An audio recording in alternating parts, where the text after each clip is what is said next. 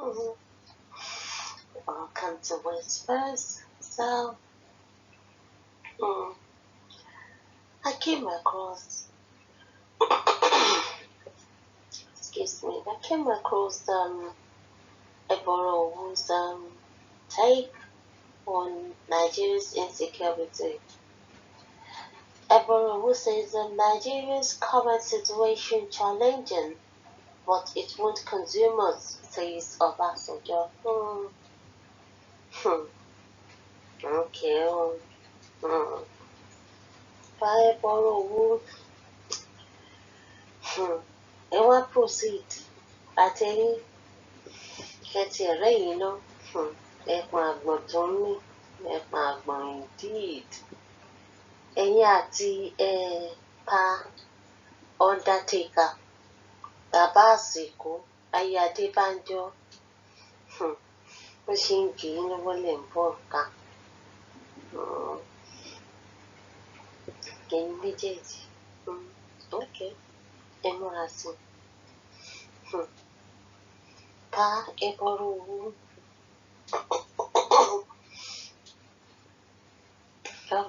kàwé tán ẹni ẹ̀pà àgbò tó ń mì kò ní já àbí kí n la na today e don tey bóyá lẹ mọ̀ pé kì í ṣe ẹ̀pà àgbò nìkan ló já ẹ̀mí àgbò Nàìjíríà ti já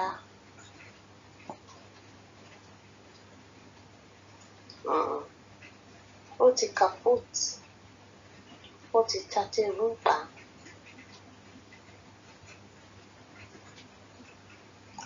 ẹ gbàgbé ni pé òròmọdìyẹ ò máa wòdì ìyá ẹ̀ ló má ṣá àbí òròmọdìyẹ ti wá dàgbà báyìí o kódà ó má wòdì ó má ṣá ṣùgbọ́n àkùkọ ńlá yín pa ẹbọrọ òwú àti undertaker bàbá àsìkò ayé Adébánjọ and the likes of you so-called political elites, politician elites, politician obers, politician, stealing, political kingmakers.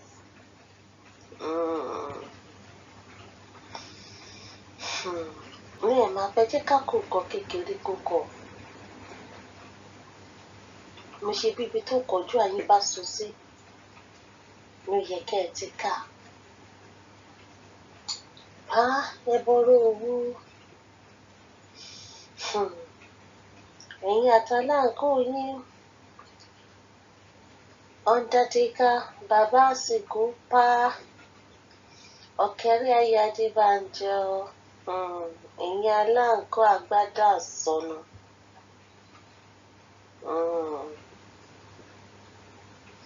òròmọdìyẹ yín ó gbé ọmọ adìyẹ àwọn ọ̀ràn bàbá wa ẹ̀yin àti àwọn ìyá yín amúnisìn Haúsá Fúlàní ẹ̀fẹ̀ lánàá. Well, tí ò báyìí tí ì yé yín mo fẹ́ kí ẹ mọ̀ pé ìran pẹ́pẹ́yẹ là wá o ẹ ti wá gbé ti pẹ́pẹ́yẹ báyìí o kẹ́ ẹ yá tètè dá padà àìjẹ́ bẹ́ẹ̀ ohun tó ṣẹlẹ̀ láàrin pẹ́pẹ́yẹ àtàṣá níjọ́un àná tí ìran àṣá ò fi lè gbójú gbó ẹnu gbé ìran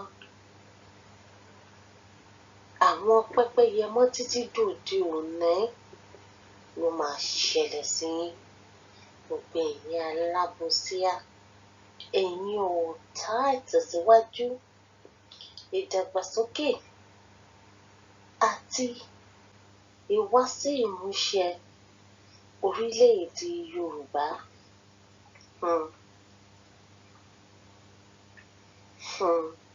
Kíá bí ẹ ṣe bóyẹ náà ní kẹ́ ẹ yá bòde padà.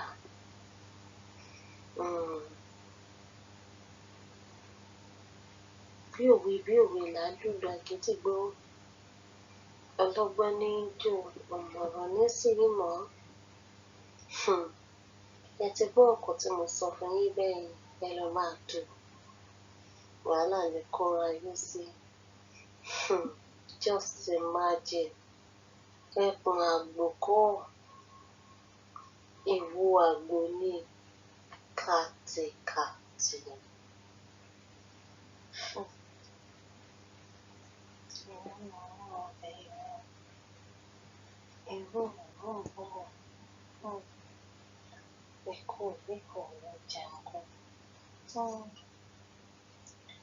Mo ṣe rí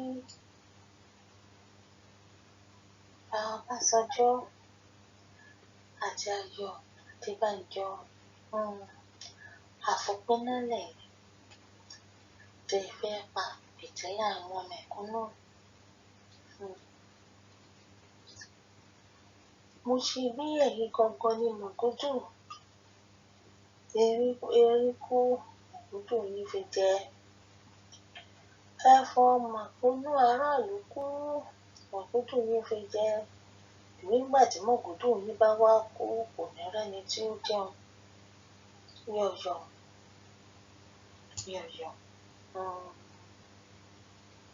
Ìwúlò tí ẹ kù nígbà tí àgbàlagbà bá ti ń jẹ àkàrà ọmọdé, àgbàlagbà bá ti ń lọ ọbẹ̀ ìsìnkú ọmọdé, àwọn àgbà bíi Ayọ̀ Adébánjọ.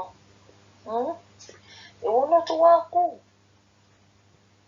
àwọn àgbà tí ò tó lé, àwọn àgbà bíi Ọbásanjọ́ tí wọ́n lè tó lé ọmọ wọn, awítán nígbà tí ìgbéyàwó ọmọ wọn àtìyàwó ẹ̀ tó túká. Tohun ní tìdí bàbá Ọbásanjọ́ máa sọ ní pé wà àwọn ọmọ yẹn náà ṣe ra ọmọ bẹ́ẹ̀ yẹn o, èyí ò da ọ̀rẹ́ wa rú o, ẹ máa gbọ́rọ̀ burúkú lẹ́nu ẹ̀yẹn. Ẹ̀yin méjèèjì wá sàn ẹ̀kọ́ rí síbì kan náà. Àbí ìgbà yín lẹ̀ ń lò, ẹ múra sí. Austerity ò ní gbà mí.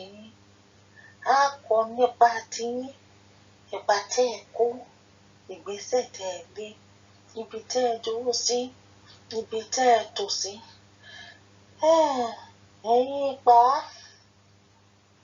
Ẹ̀yin ipa méjèèjì. Bó ṣe jẹ́ pé kò sẹ́nì kankan tó yàn fún yín, bẹ́ẹ̀ ṣe lẹ́tọ̀ọ́ láti pinnu pé nǹkan báyìí lẹ fẹ́, ẹ má dá wa náà lọ́wọ́. Àwa náà lẹ́tọ̀ọ́ láti sọ pé nǹkan báyìí òun la fẹ́, àní kẹ́ ẹ máa fi tiyín ṣe tí káwa náà máa ṣe tiwa. Ojú ọ̀run tẹ́yẹ fò láì farakanra. Ajé ìyá sì ní kò papọ̀ mọ́ tọmọ. Ajé yóò papọ̀ mọ́ tọmọ. Ẹ jẹ́ ká jọ pàtẹ́, káwa pàtẹ Yorùbá nation, self-determination, káyìn pàtẹ restructuring, àti 23 political election, ká pàtẹ sọ́jà, ká wá wò alájọ oníkálukú máa wá. Àwọn tó máa yà sọ́dọ̀ yín máa yà sọ́dọ̀ yín, àwọn tó máa yà sọ́dọ̀ wa máa yà sọ́dọ̀ wa. Ṣùgbọ́n tẹ bá wá fẹ́ hùwà kàkà kọ́mọdé pa mí láyọ̀ máa ṣòdúró, ìyẹn àwọn ọ̀wọ́n bàbá wa, àwọn ọ̀ràn ìyá wa. Ṣẹ́rí generation ilé, this is the 21st century.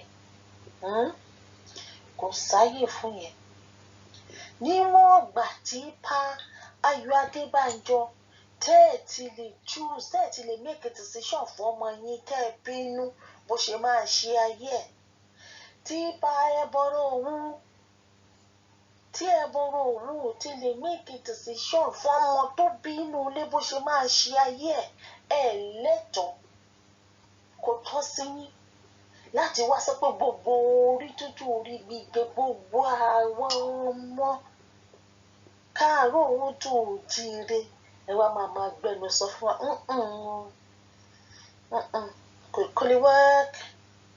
kò lè work ọmọ yín tẹ́ bínú ẹ lè decide fún bó ṣe máa lo ayé ẹ̀ nǹkan tó fẹ́ jẹ nǹkan tó fẹ́ wọ̀ ẹ̀sìn tó fẹ́ ṣe how dare you ẹ bọ́rọ̀ òun àtọ̀kẹ́rẹ́ ẹ̀kẹ́rẹ́ kan gọmọjú ẹ wá ní ẹ̀yìn o ẹ̀yin lẹ́yìn ṣe òun gbìfọ̀ ṣé ẹ ti ṣe òun gbìfọ̀ fáwọn ọmọ yín gan mi ò rò pé ẹ máa ṣe òun gbìfọ̀ fún oníkálukú ló lẹ́nu oníkálukú ló lè dá rorí ẹ lè máa rorí fún wa kò possible kẹ́ rorí fún wa we are able we are competent akójú òṣùwọ̀n ìgbín wa dátọ́ lẹ́nu àyànrántínlọ́gbọ́n àfi apèrègèdè mímọ́ àtúwọ́ gbẹ̀dẹ̀gẹ̀dìgẹ̀ lóye ẹbọrọ òun àti pàọ́kẹ́rẹ́ ní ẹ̀ẹ̀mọ̀gbà tẹ́yìn níwọ̀n ìgbà tó jẹ́ pé nìkan kò dẹ́yìn lọ́wọ́ ẹ̀bùgbà tẹ́yìn ti ń fẹ́ lá mi ò rò pé nìkan kan speak fún yín náà mi ò rò pé nìkan kan make a decision fún yín torí tó bá jẹ́ pé wọ́n speak fún yín wọ́n make a decision fún yín gbogbo opportunities tẹ́ ẹ ráyè láti ṣe gbogbo ibi tẹ́ ẹ dé ẹ̀rín lè dé bẹ́ẹ̀ kí ló wá dé kí ló dé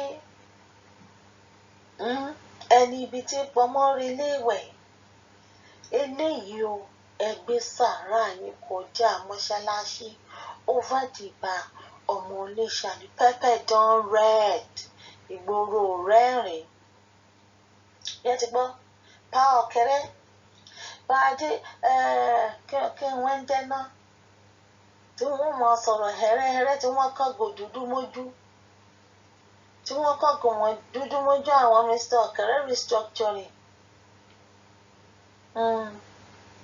kò lè work èyí tẹ́ ẹ ṣètò ẹ kó gbálé ẹ mọ nǹkan tó ń bá a bí yín pé lóní fúùdù ní ìsìn ẹ mọ bá a sọ̀rọ̀ nípa maternity kọ̀ọ̀kan yìí bá a sọ̀rọ̀ school fees kọ̀ọ̀kan yìí tó jẹ́ our own reality ti yín kẹ́ ẹ flẹ́ńdọ̀ kẹ́ ẹ lọ pàtí ẹ ní bùkátà ẹ ní nǹkan tẹ́ ẹ finú rò ẹ̀yin lẹ wá fẹ́ máa sọ̀rọ̀ fún àwa kó ẹ lè sọ̀rọ̀ fún wa because ṣe fẹ́ gbọ́. The only constant thing in life is change. And apart from it, the dynamics, the composition, the expectations, the demands, the supply. Ó ti yàtọ̀. Ẹ̀yin demand ti ní pampers ni. Pampers. Meanwhile, demand ti tiwa. Good roads, good health, good food. Ṣé ẹ nípò tí yàtọ̀ ẹ̀yin ò ní anything to look forward to because you've lived your life nǹkan tó kù yìí kù ní sàárè ẹsẹ̀ mẹ́fà lẹ́ ń retí ẹsẹ̀ mẹ́fà mi ò rò kúrò ní this is just being truthful and factual about it kí ló kù yìí kù ẹsẹ̀ mẹ́fà ní bẹ́ẹ̀ kú ní ìsìn ẹ̀sán kú ṣùgbọ́n lójú yín mọ̀jẹ̀sí wọ́n máa ń gé wọn lórí wọ́n máa fipá bá wọn lò wọn ò máa jẹ́ kó lọ sóko wọn ò jẹ́ kó lọ sódò àwọn ọmọ lọ sílé ìwé wọn máa ríṣẹ́ tí wọn tiẹ̀ tí ìbẹ̀rẹ̀ ayé kankan ẹ jẹ́ àwa náà afẹ́ dàlù tiwa lẹ̀ ìlú tiyín tẹ̀yìn dálẹ̀ tó gbẹ̀yìn á sì ní kò sí jà àwa náà fẹ́ dà tiwa lẹ̀ tó sì dájú dánu dáadáa pé a máa dà á lẹ̀. So whatever ti ní something good, something constructive, something which are the words? If you don't have anything good to say, ẹ jẹ́ bá mi shh. Okay? Mo ṣe wọ́n sẹ́pà gbà máa ń wò ní àgbà kì í yánu. Ẹ̀yin ṣe wá yánu báyìí náà. Ẹ ṣe wá yánu. Ẹ ti ń dúró. Ibi tẹ́yìn tí ẹ dúró sí ibi tẹ́ lúgọ sí yóò dá àwa lẹ wá fi ń ṣe béètì struggle tí wà lẹ fi ń ṣe béètì fún your own dead on arrival dreams. Can it work? That is you feasting on somebody's ideology. You are a bad copy of a very bad photocopy. Share that very nice. Tony photocopy easy. You can never be like us. So don't try to feed on our struggle, because our struggle is real to us. Sharing kote sonye.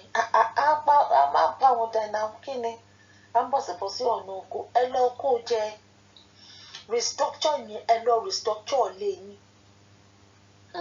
Restructure ayé yín. Tá bá ti lè restructure ayé àwọn ọmọ yín.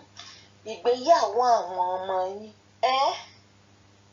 Ẹgbẹ́ yín tẹ́ kó jọ tẹ́ bá ti lè restructure kò sí jàǹbẹ́. Ibẹ̀ ni kẹ́ gbé restructure yín sí. Ẹ má gbé wá síta o. Tẹ́ bá fẹ́ràn ara yín, ẹ má gbé wá ta o. Bẹ́ẹ̀ ṣe bùgán dìyẹn báyẹn yẹn, bẹ́ẹ̀ náà ni kẹ́ yá bùdí padà. Ṣé ti gbọ́? Àwọn yàtọ̀ sí wọn. A yàtọ̀ sí wọn. A yàtọ̀ sí wọn dáadáa. A yàtọ̀ sí wọn torí púpọ̀ nínú yín, àwọn bíi dementia, àwọn bíi kidney failure, àwọn bíi Parkinson disease, àwọn bíi oríṣiríṣi disease ló ń bá yín fà. Ṣùgbọ́n pàápàá jùlọ disease tí mo rò pé ó ń já yín dùn ni etí dídùn àtọjú fífọ́, disease ojú kòkòrò. Àṣẹ tẹ́ ẹ lè pa fún ọmọ yín tẹ́ ẹ bí, ọwọ́ tẹ́ ẹ lè fi lálẹ̀ fún àṣẹ ẹ̀dì yín, tẹ́ wá lè fẹ́ fi lálẹ̀ fún gbogbo mọ̀túnmùwà. Ṣe ó ní ọ̀wá yé mi, ó ní òye mi. Agbo tẹ́ ẹ gbé kaná, agbo restructuring tẹ́ ẹ gbé kaná yìí, kò sí nọ́mbẹ̀. Ìkòkò agbo yín àti fọ́, àti dàda àrò. Ṣé wá rẹ̀yìn àrò mẹ́ta àti tuyínká, tí gbòǹgbò àtúnyínká àfọyín ojú àrò yín kò tún inú òtúnṣe yọ ń bẹ̀ mọ́. Just imagine. Just imagine. Ẹsẹ̀ mẹ́fà ń pè yín. Bóhùn yìí kẹ́ ẹ fara rí lọ, bóhùn yìí kẹ́ ẹ mọ́ fara rí lọ. Ẹ bá sáré jù bẹ́ẹ̀ lọ. Next bus stop yín nìyẹn. Next bus stop yín. Ó nìyẹn. Ẹjọ́ máa yanjú ẹ̀. Àwọn oníkòtìkòtì. Ṣíyọ.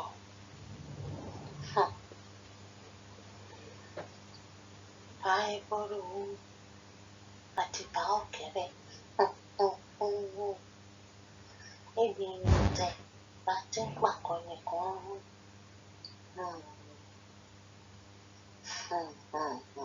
Ọ̀hun lẹ́jẹ̀. Òun náà gọ́mọ̀ òun lẹ́jẹ̀. Ìyẹn àtàwọn kan lè wá ń ṣèpàdé ìdákọ́ńkọ́. Ẹ̀ ń pé bíríkòtò. Tí ò bá kí ń jọ̀ lè jẹ́ ló yẹ kẹ́ ẹ sọ pé kì í ṣàwa o, ẹ lọ bá wọn. Ẹ lọ bá wọn. Àgbẹnusọ fún wọn. Kódà iyì yín kò bá tún lé kan, ṣùgbọ́n nígbà tí ṣìgìtì yín ó ti ṣe tẹ́ẹ̀tẹ́, ó ní kó gbóhùn rodò. Ẹ rò pé ẹ láṣẹ lẹ́nu náà. Ẹ tí ì gbọ́ ni breaking news. Àṣẹ ti kúrò lẹ́nu yín. Àṣẹ ti ṣẹ̀mí mímọ́ fún yín. Tẹ́mi mímọ́ bá fẹ́ kúrò lára kéde ọdún 7 báyìí, ó sì máa sọ̀rọ̀ lọ. Níwà mímọ́ ti dágbére. Ẹ mọ̀ pé ẹ lẹ́nu bẹ̀ ni. Ẹ lẹ́nu bẹ̀ kò yẹ kẹ́ ẹ gbẹ́nu sí. Kò tí yẹ kẹ́ ẹ gbẹ́nu sí àtọ́. Kò ṣojú mi ìgbẹ́ kóòtù. Ṣó ṣojú yín ni? Ṣé ẹ mọ̀ ń pa ẹ̀ ni?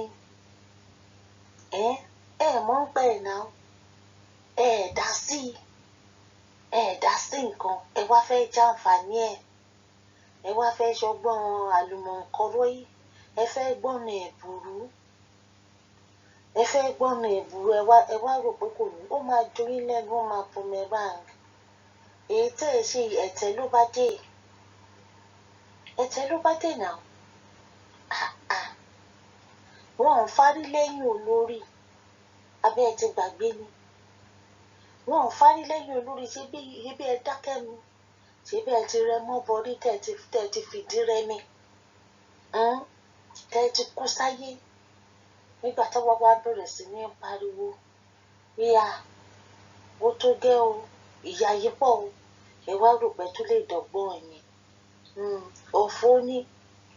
òfò tún fẹ́ tẹ̀ aráàlú ẹ̀yin ni mo bá lọ́rọ̀ o ṣe ráwọn eléyìí wọ́n ṣe bí wọ́n ní ẹni tó bá fẹ́ ju kókógún ìtànkìtàn ní ipa ẹ ti rí tó tí wọ́n ń pa báyìí ṣe ti rí pé tẹ́ńbẹ̀lẹ́kún wọ́n ń bilíkì wọ́n ń bíyà àfẹ́mí àdánìkànjọpọ́n gbogbo èlò sódò sí wọn lára àwọn méjèèjì pẹ̀lú àwọn irúfẹ́ ẹrú wọn ò sí ilé lọ́jọ́ tó lọ́wọ́n bá ń pé tìjú lọ́jọ́ tó tí elédùà tó ń pín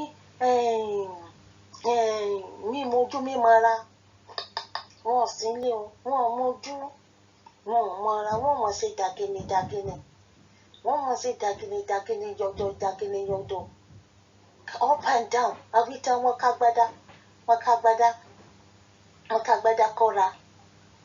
kágbádá kọ́ra bíi anga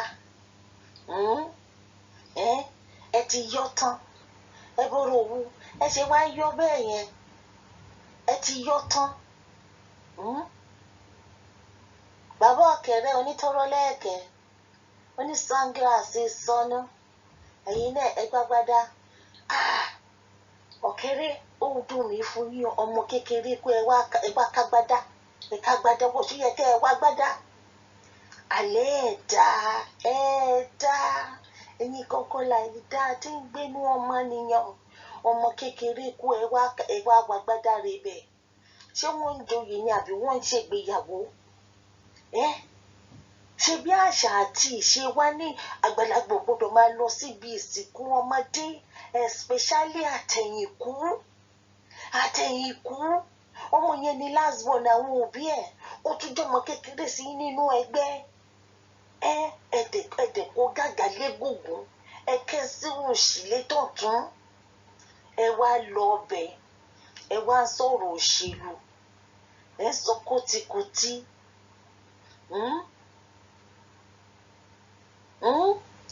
aráàlú ṣe ọ̀dọ́ ìlú ọkùnrin ìlú obìnrin ìlú mọ́yè ẹ̀yin ni mo bá lọ́rọ̀ o àwọn eléyìí wọn ò fẹ́ wá fẹ́ bùkátà wa o ẹ jẹ́ ká bọ́ síta ẹ jẹ́ ká ké gbàjarè ẹni bá dákẹ́ tari àbá dákẹ́ o ẹ jẹ́ akégbàjarè o àkọjá ìyẹ̀wò àwọn náà wá bá wa o ẹnu ẹni lèèyàn fi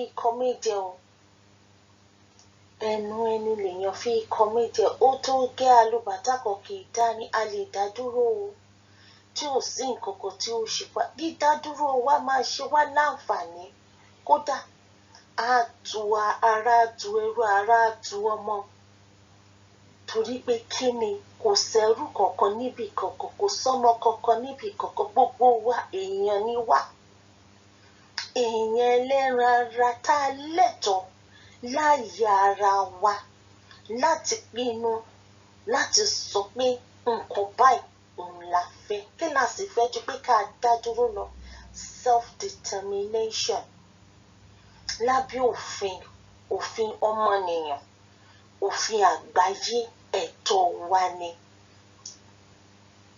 Nobody can make you feel anyhow without you allowing it. Ó tó gẹ́ ẹ jẹ́ ká kọ́ àwọn tí wọ́n wá ń terrorize wa yìí lọ́gbọ́n wọn ò tó wa, nímọ̀ wọn ò tó wa, lóye wọn ò tó wa. Ní tá bá sọ pé ká wo nọ́mbà wọn ò tún tó wa. Ẹ jẹ́ ká jáde o. Ẹ jẹ́ ká jáde fara wa fún wọn wa. Kò sẹ́ni kankan tó máa wá o. Wọ́n máa pa wá o.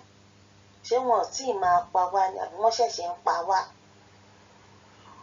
Ebi máa dé o. Ẹ jọ̀ọ́ ṣé kò sí yàn lẹ́ni tẹ́lẹ̀tẹ́lẹ̀? Kò ní síná, kò ní sí gbá. Ẹ jọ̀ọ́ ṣáà ní náà ní tẹ́lẹ̀tẹ́lẹ̀. Ẹ má jẹ́ kó wá fi ráìsì sọnù kayí mọ́lé. Ẹ má jẹ́ kó wá fún yín lówó kú owó ẹ̀mí. Ẹ jẹ́ ká jáde. Tí gbogbo wa bá jáde tó bá rí wa tá a tú yáyà síta. Ara wọn máa kó tì. Ara wọn máa tó mú ṣe bí wọ́n ní ojú tó bá rolẹ̀ ní rorẹ́ sọ. Ìrorò ò kì í sọ ọjọ́ sẹ́ni ojú o. Ojú ẹ jẹ́ kí n sọ̀tàn kékeré kan fún yín. Adìyẹ àtàṣà ẹyẹ àti pẹ́pẹ́yẹ. Ọmọ àṣà ó lọ gbé ọmọ adìyẹ. Ìgbà tó délé, ìyá ẹ̀ ní kí ni ìyá ọmọ adìyẹ ló gbé? Kí ni ìyá ṣé ìyá pariwo ó ṣe gbá ó ṣàwọ ó ní kó jẹ́ ó ní nǹkan tí ó ṣe lòdì sí wọn. Ọmọ ẹ̀ wá lọ gbọ́ ọmọ pẹ́pẹ́yẹ. Ó wá bí mo nígbà tó gbé. Ó ní kí ni ìyá ẹ̀ ṣe? Ó ní ìyẹn ò sọ̀rọ̀. Ó ní kó gbé lọ padà. Ó ní kó gbé lọ padà. Ó ní kó gbé lọ. Ẹ jẹ́ ká ṣe pẹ́pẹ́yẹ. Tá a bá yìí tí kò yà yìí lẹ́ẹ̀kan, kí wọ́n mọ bá a ṣe tó. Wọ́n máa fi rẹ́dẹ̀rẹ́dẹ́ rẹ́ wa o.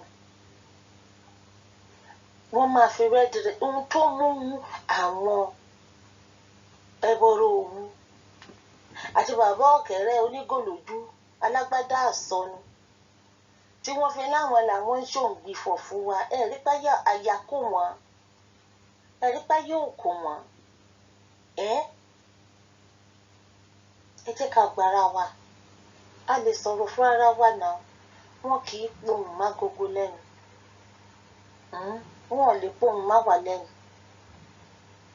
Ṣùgbọ́n níwọ̀n ìgbà tí wọ́n ò lè pohùn má wà lẹ́nu, ẹ jẹ́ ká sọ̀rọ̀. Ẹ jẹ́ ká sọ̀rọ̀ síta. Ẹ jọ̀ọ́ ogun Jẹ́ríkò tí wọ́n lówó ṣe bí wọ́n gbà tí wọ́n rìn yíká lẹ́ẹ̀méje tí wọ́n pariwo. Ariwo máa wo. Àbáriwo kọ́ ni. Tó túmọ̀ sí pé ẹ jẹ́ ká gbóhùn sókè sí. Wọ́n ò lè pohùn lẹ́nu wa náà. Ẹ jẹ́ á gbóhùn sókè. Ká gbóhùn sókè. Yorùbá nation làwa fẹ́ o. Òmìnira ara wa la fẹ́ o. Ìṣèjọba ara wa òun la fẹ́. Ká dá dúró òun la fẹ́. Wọ́n fẹ́ kan tẹ́lẹ̀. Kò sígbà tí wọ́n kú ò ní kú. Bá a dógún ọdún yóò pé náà ni. Bá a dọ́gbọ̀n oṣù yóò kó sóhun tó níbẹ̀rẹ̀ tí ì lópin. Nàìjíríà ó ti dópin, òpin ti dé bá. Òpin ti dé bá. So tó bá yá, àwọn tó fẹ́ face reality wá face reality. Àwọn tí wọ́n dẹ̀ tí face reality later on, wọ́n á face reality. Ṣé àmọ́ pé tó kò bá kú, we have different ways of mourning something. So they will come around. Ẹ jẹ́ ká wá remain focused. Ẹ jẹ́ ká máa bá lọ. Ẹ jẹ́ ká máa bá lọ. Abájúkò tí ò gan. Àbádé bí ayọ̀. Àbádé bí ire. Ohun tí wọ́n fi kú wa lórí ọbẹ̀ vision Awólọ́wọ̀ ni. Àbí àwọn tó jẹ́ pé orí lórí ìsọ̀ ẹsẹ̀ lẹ́sẹ̀ Jákọ́bù. Wọ́n gba ideology Awólọ́wọ̀ sókè. Ṣùgbọ́n tẹ́ǹbẹ̀lẹ̀kun ìmọ̀ra ẹni nìkan ìrìkìṣírìgì mọ̀ ó bá ti wọn jẹ́ oyè ọ̀tá. Àwa táwa yìí náà ń ṣe bàbá Awólọ́wọ̀, àsọtẹ́lẹ̀ Awólọ́wọ̀ náà la ṣe tẹ́lẹ̀. Awólọ́wọ̀ ní tó bá tí àsìkò bá tó, a máa dìde, a máa jẹjàgbara ara wa. We are the new generation. Okay, we are the new Aworis. Àwọn yẹn wọ́n ti sẹ́ńpẹ́. Àwọn yẹn ti fulfill the vision for their generation. Àwa need the next generation with the foresight. We are the torch bearer. We have to carry this light to pass it to the next generation. Ẹni tó náà bá rán séèyàn ní séèyàn lóore. Àwọn people yìí yẹ nǹkan tí wọ́n fẹ́ jẹ́ náà ti jẹ́ yẹn. Wọn ò lè gbà wá torí náà wọn ò rán wọn sí wa láti gbà wá. Wọn ò lè ṣe ojú wa torí náà wọn ò rán wọn sí wa láti ṣojú wa. Wọn ò lè jẹ́ adarí olórí fún wa torí náà wọn ò rán wọn sí ìran wa láti jẹ́ olórí àti adarí àti aṣáájú. Àwa la ṣáájú fún ìran wa. Gone are the days ó jẹ́ pé it's one person tó máa jẹ́ olórí. God is moving in a diverse way that multiple people, tens and thousands and millions of people will unanimously, simultaneously, at the same time be leaders and work in harmony for the upliftment, for the betterment of the black race.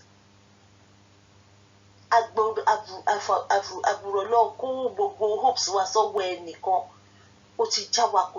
This time around, I am a leader, you are a leader, he is a leader, she is a leader, to the north, to the south, to the east, to the west. All over Yoruba land, each person is a leader. Mo ṣe bí nínú àṣà àti ìṣe wa gan wọ́n máa sọ pé kálukú lọ́ba nínú ilé ẹ̀, tó túmọ̀ sí pé kò sẹ́nì kankan tó tòṣì fún tàbí ẹnì kankan ń gàgàbá lórí ẹnì kankan. We are equal partners. We are seen as human beings, respected and valued as one. We are equal. Inú àṣà àti ìṣe wa, ó see us as equal. So kí ló wá dé tẹ́nìkan wá máa jẹ gàba? Even ọba tí wọ́n ń jẹ gan, ọba is a servant to the people. He serves the people, not the other way round. Kí wọ́n dẹ̀ tó máa ṣòjẹ̀lú láti ṣòṣèlú láti tòun. And their job is to serve the people, not the other way round. And the power lies with the people. Even in the olden days, they protest. Wọ́n já ìwé, wọ́n lọ sí ààfin. Wọ́n lè kọ̀wé dúró síbẹ̀. Ọba tó bá ní wọn lára, wọ́n wá fi sí exile. Ẹni tó bá ṣe gírí kan, wọ́n á rò lóye because there is discipline. They maintain the status quo. Ẹni kókó lẹ́ni kọ́kọ́ lára because each person is seen as an individual. Their rights are not trampled upon. Their rights are respected. The rule of law is maintained. And there is harmony. Àwọn títàn wọn ò dáa. Tí wọn ọ̀rẹ́ ni bí wọn tí wọn ò tútù ra wọn bí. Àwọn ni wọ́n wá. Àwọn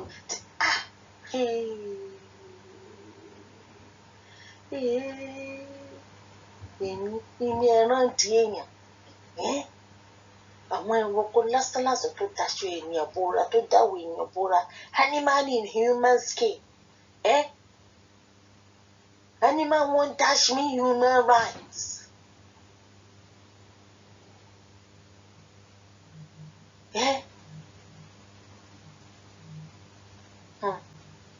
Iṣẹ́ pọ̀ fún wa láti ṣe o. We have to still, a ní láti wà focus. Because bẹ́ẹ̀ ṣe rí wọn yẹn, àwọn náà wà focus so wọn deviate from the also as a restructuring. Káwọn náà dúró lórí Yorùbá nation. Focus. No room for distraction whatsoever. And yeah, we will get there. No matter what they throw at us, we're not gonna give up. We have to remain focused. no deviation, no distraction. Because NSAS was distracted. Every other good effort by the people has been distracted. Ẹ ká focus, ẹ má jẹ́ ká wá distracted whatsoever. Ọ̀pọ̀lọpọ̀ díẹ̀ láyàn. So, ṣùgbọ́n àwọn bàbá yẹn, ẹ fi wọ́n lẹ́ o, they are candidates for the grave o. Paul kẹ́lẹ́tì ní títóbi rẹ ọlọ́run afàgbàlagbà ló ti inú mi dùn wọ́n rán náà létí pé bàbá God ó yẹ kó ti àti gbé wá bá dé owó tàtọ̀ ọlọ́run wá wọlá ọjọ́ yẹn àwa bá wa jẹ́ kó gbogbo kó sẹ́ńgẹ́mẹ́ǹgẹ́ dáadáa kó sẹ́ńgẹ́mẹ́ǹgẹ́ dáadáa bí wọ́n lọ máa rí Nàìjíríà náà same level náà jẹ wá old cargoes ni wọ́n wá jọ ish down the ditch náà ni. So sorry. Wọ́n ní ìdè gbogbo body part wọn ló ti lọ so wọ́n máa ní the spare parts wọ́n máa ní the new parts but eléyìí kò sí spare one ní market wear and tear ó ti tear down finally kò sí nǹkan kan tẹ́ fẹ́ restructure ẹ lè fi nǹkan kan bọ́ nǹkan kan ẹ lè fi nǹkan kan ra nǹkan kan torí ó ti pin òpin ti dé bá so ṣáwọn yẹn wọ́n ti ń ṣáná old age disease ni it's old age disease àtẹnumọ́ ọ̀rọ̀ old age disease ni àbí ẹ bọ̀rọ̀ òwú ní ká máa gbàdúrà ẹni bá ṣe kíyèsí sẹ́yìn kò ló máa fura wọ́n ní ìdí ẹ̀ kíbẹ̀ ibi tí wọ́n lọ kó lè dẹ̀ fún wọn kílẹ̀ ẹbẹ̀ lè dẹ̀ fún wọn àwọn lọ máa restructure rẹ̀ náà 6 feet náà ni Liberia ó ti wọ 6 feet ẹmọ̀rẹ́ èdè àwọn gan-an fúnra ara wọn ish wọ́n ti ń kiri ẹ̀ wọ́n ti ń polówó fún wọn tí wọ́n yẹ ìtí ọ̀gẹ̀dẹ̀ ni ká má fi àìsàn pé wọn ò sọ̀rọ̀ mọ orú nǹkan bẹ́ẹ̀ yẹn pé àdásí wọn lára ẹ̀jẹ̀ àdásí wọn lára nǹkan mọ́ báyìí kọ́ kó sọ́hùn so